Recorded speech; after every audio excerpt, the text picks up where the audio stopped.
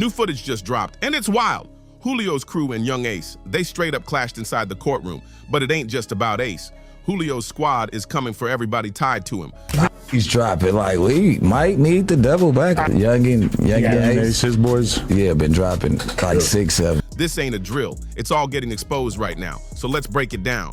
When street beef crashes into a courtroom, man, this ain't some scene out of a rap video. It ain't a movie. This was real life, right in front of a judge, officers, and the DA. Julio's boys really tried to rush Ace in the middle of court like it was some kind of trap house ambush.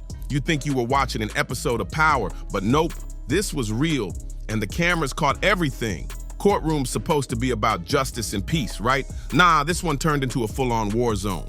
One dude from Julio's side, tight with 1200, the Jacksonville set, just lost it when he spotted Ace and his people. What came next? Straight madness, the clips blowing up all over TikTok and Twitter, and now everybody's trying to figure out what the beef's really about. But listen, this ain't just a courtroom fight.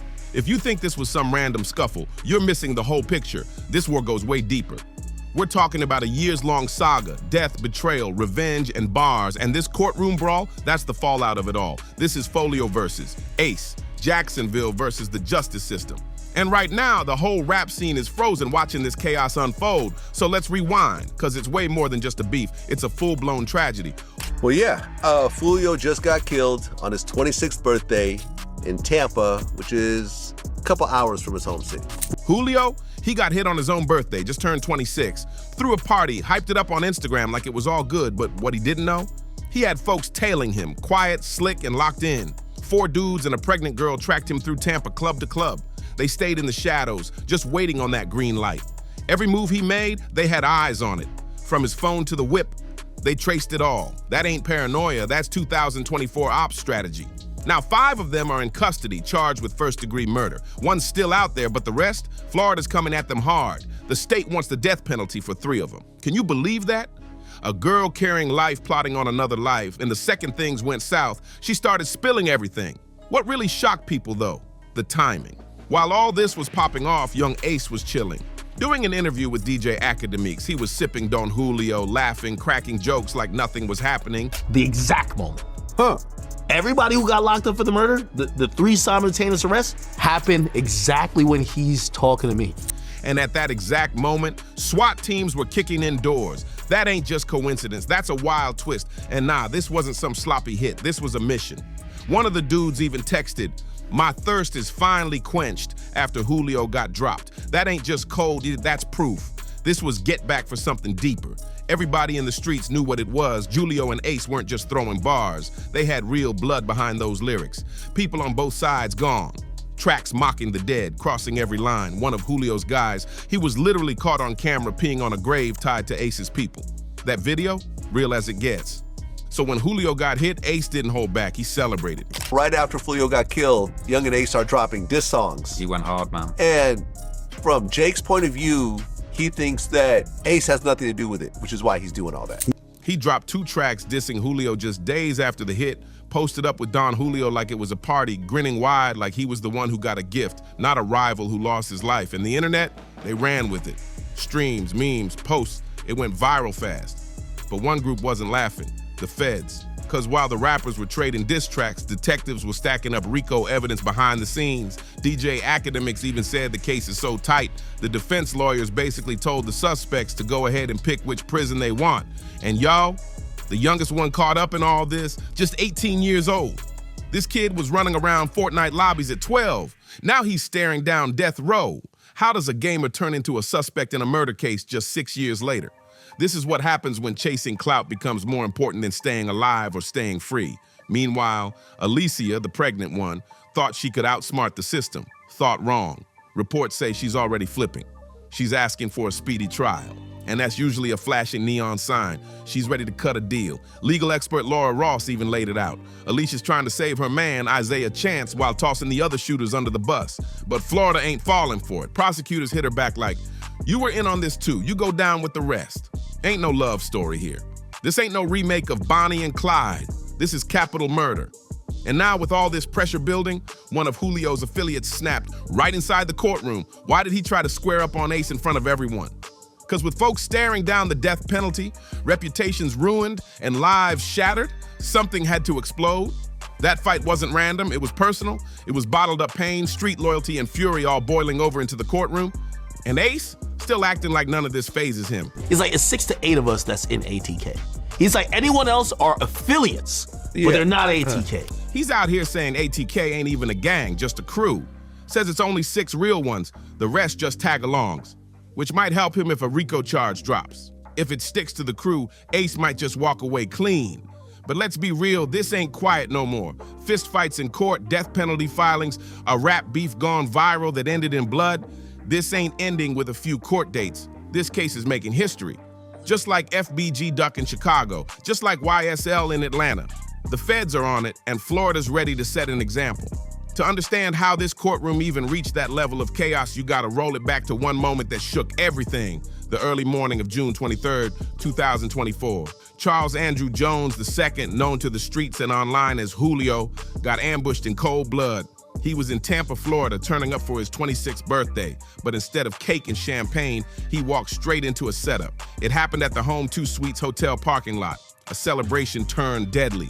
It wasn't just bad luck, it was a blueprint hit. That night exposed just how calculated this new generation of warfare has become. These kids ain't playing, they're hunting. It all started the night before June 22nd. Foolio threw a birthday bash at an Airbnb, but it got too hot. Cops pulled up and shut it down because too many people were packed inside. So Foolio made a call that would seal his fate.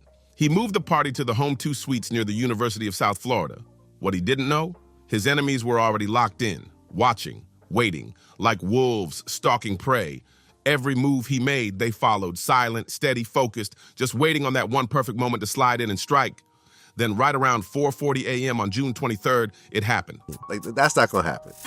Someone's gonna tell them, hey, he's so-and-so, hop in your car, go get him. And that's what happens almost every time. Foolio was outside the hotel in his car when 3 masked shooters rolled up.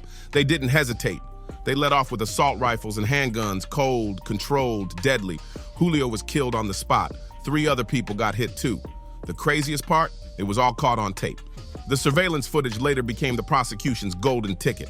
That video didn't show wild, reckless street kids. It showed a military-level ambush. No panic, no stumbles, just a team of shooters carrying out a precision hit like they'd trained for it.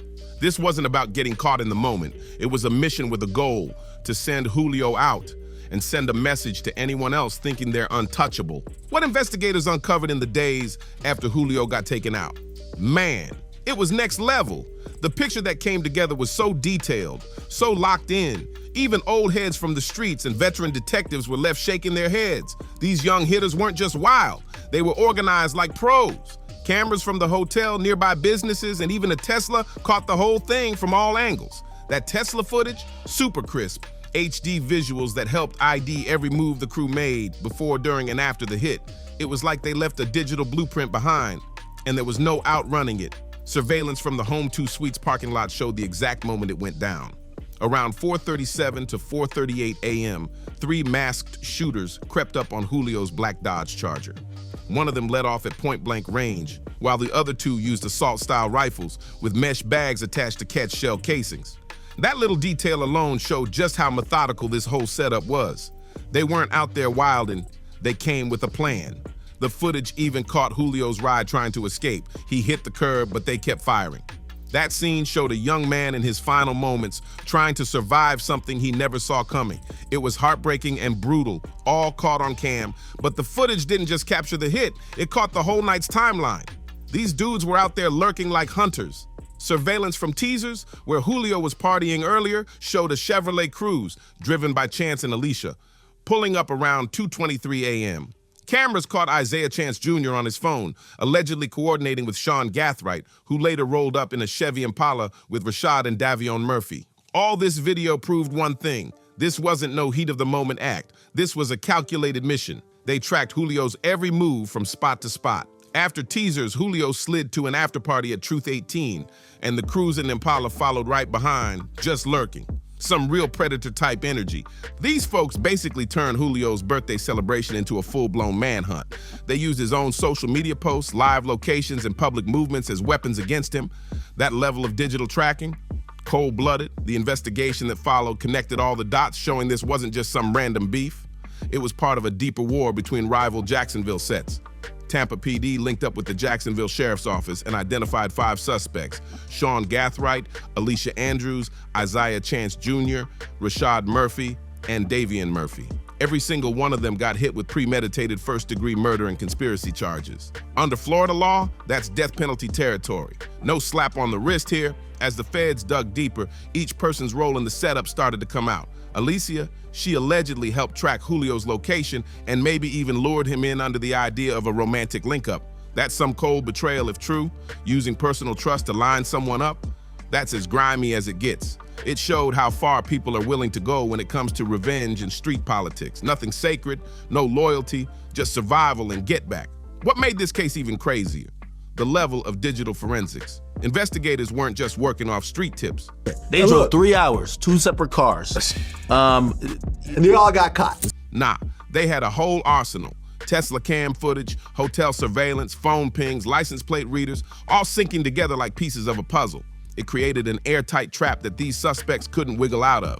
One of the hardest hitting pieces, the phone records. Investigators linked calls and texts between Chance and Gathright during the tracking phase, proving this wasn't no solo move. It was a full-blown conspiracy.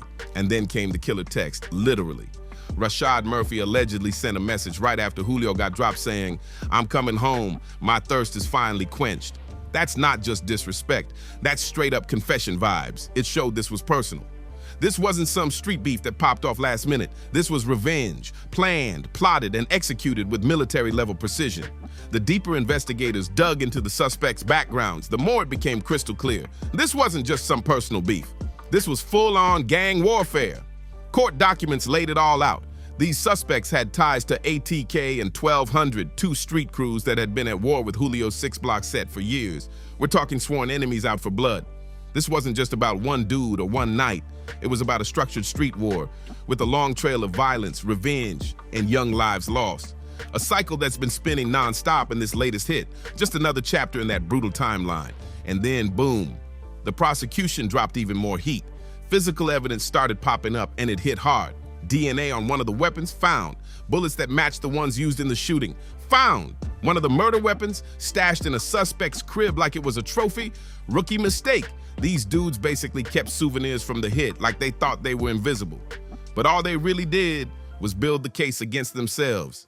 It was like a street crime museum in there, everything pointing right back to them. As the arrests rolled in, the big picture came into focus for everybody watching. This wasn't some isolated killing. This was the result of years of tension, strategy, and deadly intent. The level of planning proved that gang warfare in 2024 isn't just wild shootouts, it's a cold, calculated system. These crews are moving smart, but the tech is smarter. See, the same digital age that helps people post, promote, and plot, it also lets law enforcement build airtight cases. All that surveillance, license plate readers, phone records, it adds up fast. And when it stacks right, it doesn't just send you to court, it buries you under the jail. That's what's really going down in this ATK versus KTA saga. It's a war with no off switch, because when you talk about ATK versus KTA, this ain't just rap drama.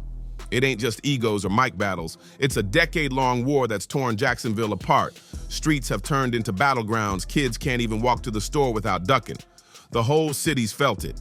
And now that violence is busting straight through courtroom doors, that viral courtroom fight, just the latest outburst in a story soaked in blood, loss, and retaliation. And no matter how many trials wrap up, it ain't over. That hatred runs deep. It's not just beef, it's a generational curse that started way before Julio got taken out. This war goes way back, years deep into Jacksonville's drill scene.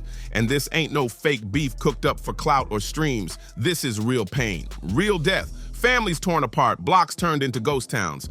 You got the Teslas that are acting like sentries with 360 camera. Yeah. It's the clearest camera ever, 4K. It all traces back to a turning point, May 2017. That's when everything blew up. Zion Brown, Julio's 19-year-old cousin, got hit in a drive-by on the city's west side. That murder lit the fuse. DeAndre Jaquez Thomas, tied to Ace's side, got charged. Ace didn't catch a case for it himself, but the streets, they felt the impact immediately. That hit triggered a storm. And it got way worse in 2018. In June 2018, the beef reached full savage mode. Young and Ace and 3 others got ambushed while leaving dinner at Jacksonville's St. John's Town Center. It was supposed to be a birthday celebration for Ace's brother, but instead the car got sprayed. Ace took 8 shots and somehow survived. but his brother Trayvon Bullard, Royale Smith Jr., and another young man all died on the scene. That hit? Believed to be KTA getting revenge for Zion Brown, and from there it was open season. The war only got nastier with every year, and Foolio, he didn't just respond, he escalated. Social media became his weapon of choice. He posted pics mocking the dead, even wore a shirt with their faces printed on it. The whole city was talking. Then came the music. His 2018 track Voodoo had him claiming he put a curse on Ace and his crew. That kind of trolling, it wasn't just about music, it was a full-blown disrespect campaign, pouring gasoline on a street fire that was already out of control. And of course, Ace and ATK didn't stay quiet either. They fired right back with tracks of their own. Music turned into a battleground. Lyrics became threats. Videos were loaded with subliminals, disses, and death references. This wasn't about streams anymore.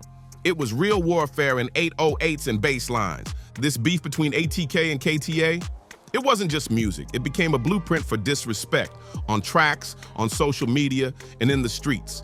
By 2019, things hit a dark turning point, and the bodies just kept dropping. Someone may even get the death penalty. Well, here's the thing. I don't know what people be thinking, but if that case doesn't tell you that it's almost impossible. If there's a popular series called How to Get Away with Murder, then you can't. Not no more.